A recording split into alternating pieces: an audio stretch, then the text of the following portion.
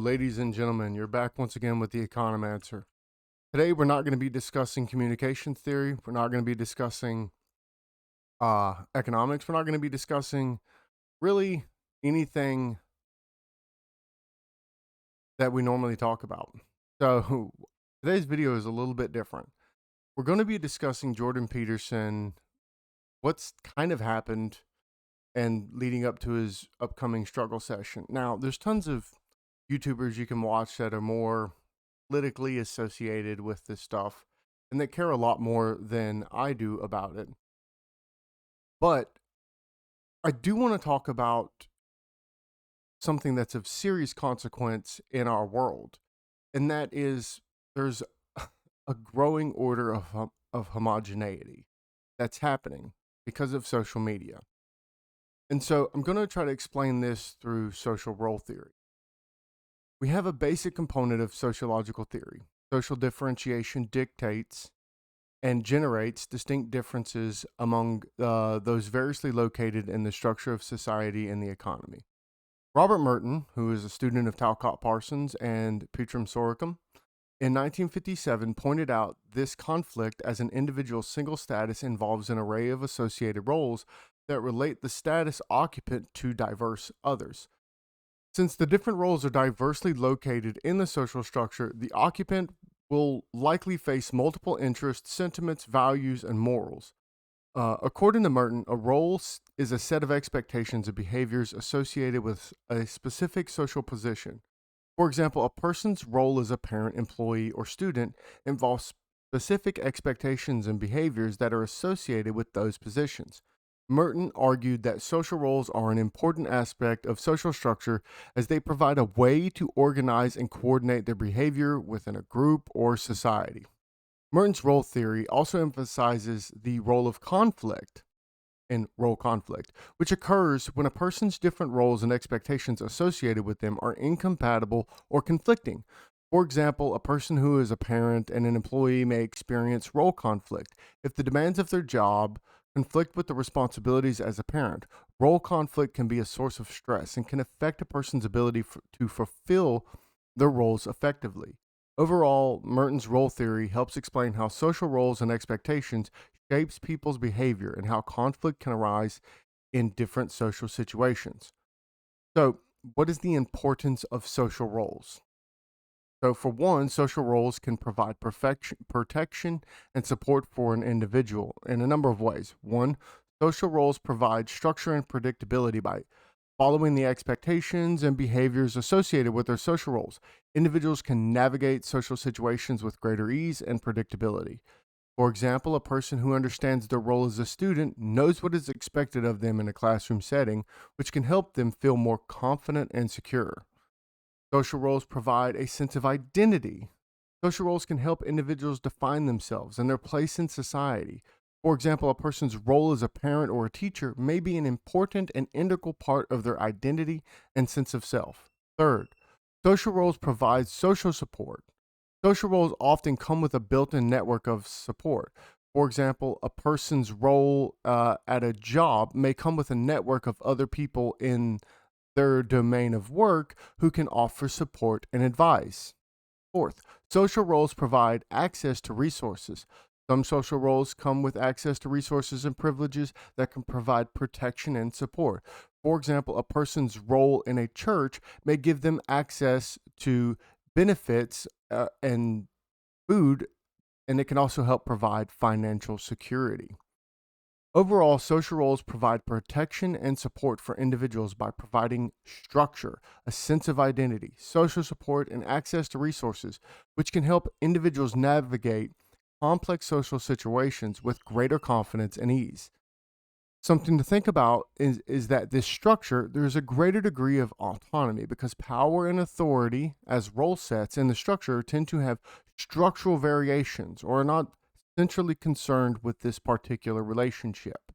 Your boss in your relationship is pretty univariate and it's one-to-one, right? Your boss relationship with you outside of work is probably nothing to do, or they shouldn't have anything to do with each other. Your friend group probably has nothing to do with your work group. if you're a part of an organization, it probably has nothing to do with your work relationships. So those variations allow for this non-central concern associated with your individual status in life. So people of multiple roles do not engage in continuous relationships in a single domain. This reduces the stress of different roles and those associated expectations. One of the major concerns in modern times is that social media has entirely collapsed this concept, as a loss of autonomy forces people through social coercion to placate others and to establish their own lack of authenticity. People have to stop being who they are so that they can make other people happy. That's a serious problem. The need for privacy allows social structures to operate as members that can freely express themselves in different roles. Though increased visibility does lead to an increase in accountability, which is a good thing, however, it does cause people to be frightened into submission because those in power, they have central authority over those many role sets. And that since an occupant exists in many role sets, all of those positive benefits of this differentiation are now gone. Another structuration to think about here is that multiple domains tend to exhibit overlapping insulations from internal and external pressures. However, much like the previous point, social media is slowly eradicating this function and becoming a filter for homogeneity across all domains. I cannot worry about the internal and external pressures from just one place. It has to be from all places, from the social system itself. This expected centralization of authority necessarily reduces autonomy and freedom because, one, it lacks voluntarism, and people will say, well, you voluntarily put information on the internet. Yes, but I don't voluntarily choose the mob that comes after them when no one wants their differentiated role sets to be evaluated and codified in all the domains. And that is the problem of role differentiation being collapsed. I don't want my job to be associated with my political, right? Those are different roles that I exist in. I don't think that it's good that they're all collapsed into a single vector. Role theory suggests that role differentiation, or how people are divided into different social roles with specific expectations and behaviors, can provide insulation from a single source of authority. This occurs when people have multiple roles and the expectations and behaviors associated with those roles are not all dictated by a single authority. For example, consider a person who is a parent, an employee, and a volunteer. In these different roles, the person may be subject to different sources of authority, such as their employer, their children or spouse, and the organization for which they volunteer. In this case, role differentiation provides an insulation from a single source of authority because a person's behavior is not dictated by just one authority. Role differentiation can also provide insulation from a single authority source by allowing individuals to balance those competing demands and expectations from different sources. For example, a person who is a parent and an employee may have to balance the demands of their jobs with the responsibilities as a parent. In this case, role differentiation allows the person to navigate these competing demands and find a balance that works for them. But again, if we're thinking about it in modern day on social media, those are being collapsed into one. You have to maintain the one competing demand on top of your role in your job. So again, let's think about it this way. Your role at your job is, let's say you're a quantitative analyst at a bank. Your job is to do value at risk analysis. So that's one thing. Everything associated with that role, your punctuality, your work in coding, so on and so forth, your inference from the data and from your analysis, that is one thing.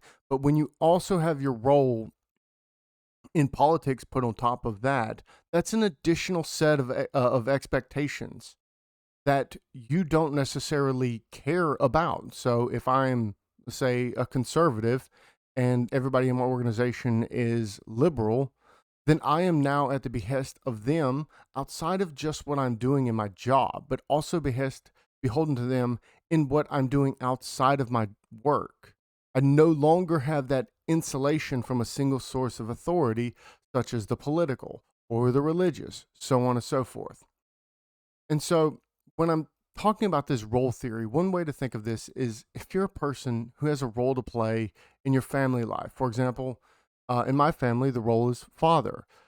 I also have a role associated with my job at work. I have a role associated with my part in the church. I have a role associated with sports that I play. I have a role associated with my friends. I have a role associated with a plethora of different things. So we're thinking about roles that people have.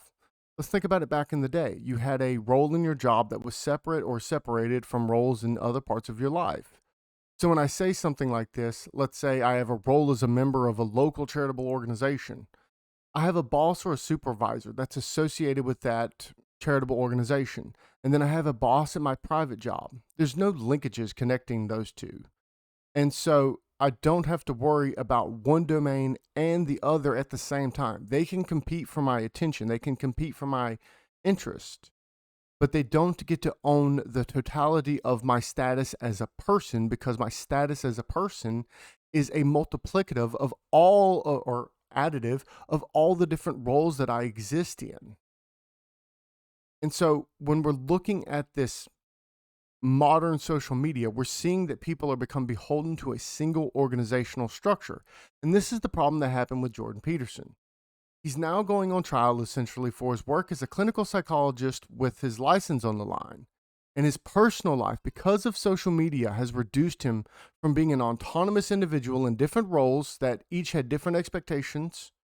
He's now at the point where he's not insulated from these different domains because of social media. He has become beholden to a single set of morals, values, and sentiments. And this homogenization means he must face an authority of an organization on one of his roles, where his outside behavior has nothing to do with that role itself. And I'm sure there's plenty of people that will make an argument that some of the things he said is inflammatory or would go against him being an individual within that organization. And so it is reasonable for it. But the problem is that when the organization chooses how it designs role differentiation, let's say I enter into a contract and my role differentiation for my job, let's go back to that quantitative analytics position, is about my ability to infer from value at risk, my ability to code, my ability to understand risk management theory, right? That is all that's I'm beholden to, on top of like punctuality and actually showing up to work and not being a complete mess to my coworkers. But if I do all of that, let's say exceeding expectations, and then I go and post on Twitter that I'm against abortion, and then I'm beholden to a set of values, norms, sentiments that have nothing to do with my job, but I'm now beholden to that organizational structure that has almost nothing to do with my actual job either. It's the social system applying pressure. What is an individual supposed to do? Because we're losing the autonomy that we have from our differentiated roles in modern society. We've known about this for quite some time. This has been a serious problem brewing in the literature of social media and how it's leading to homogenization of morals and values, because it is destroying role differentiation. It does get rid of those overlapping insulations because everything that someone does is on the internet. And the more information that's online associated with our personal lives, these roles become more and more singular rather than differentiated. And there are a lot of people who post all kinds of stuff online, and people, tend to make the argument, if you don't want it online, don't post it, so on and so forth. And I understand that. But I also have a role online that should be differentiated in comparison to the role that I have at my job, to the role that I have with my family, to the role that I have with my organizational structures, charitable organizations, so on and so forth. And so if I'm being beholden to an organizational structure over the top of the organizational structures that I'm in, then there very well may be a serious problem in how I'm actually able to act in the world. And when we look at how the world is becoming more and more homogenized, and people are like, well, it's not homogenized, it's becoming, there's a radical split. Yeah, there's a radical split in homogeneity. We have the left moving further left, and we have the right moving further right. There's very little co-creation here. There seems to be just more and more evolution towards these isomorphic, radical far ends. And that's definitely not good for the communication structure. And it's definitely not good for how we exist in organizations themselves, because we're not insulated from all of the problems associated with these disparate sets of values, morals, and sentiments. And so I just want people to think about this for just a moment when you're really, really concentrating on what is my role, whether it is in your private life or whether it's at your job or something like that. What is my role there? Are there other factors that affect my role that are outside of my organization or outside of me even being able to influence them all? Do I have to just not say anything? Because if that's the case, then again, we're still losing freedom. So you can give up freedom to maintain some level of autonomy, or you can give up autonomy and lose your freedom. But there doesn't seem to be a good admixture of the two. It seems like it's very much one way, and that way seems to be really, really, really bad. And that's because I guess if you don't value freedom as much as some other people, then I could see how that would be not an issue. But if you do value freedom quite a bit, then it would be a great issue, because you're no longer able to act out in the world as if you're a differentiated type of person. Like, you don't get to have all of these different roles these days. You say something on social media, it can affect your job. You say something on social media, it can affect your work at a charitable organization. You say something on social media, it can affect your private life. I mean, you can be ostracized by your own family for thoughts that you put out. And again, your role as a son has a certain value and set of expectations. You wouldn't expect that your role as a son somehow would necessarily imply that you have to be beholden to this organizational value of politics or this organizational value of religion. And with that, please go down, join the Discord below. It's a really awesome place. And remember to differentiate yourself from other roles by liking, sharing, subscribing, and getting other people in your organization to also think about this idea, because this is very important, and I hope you have a wonderful day.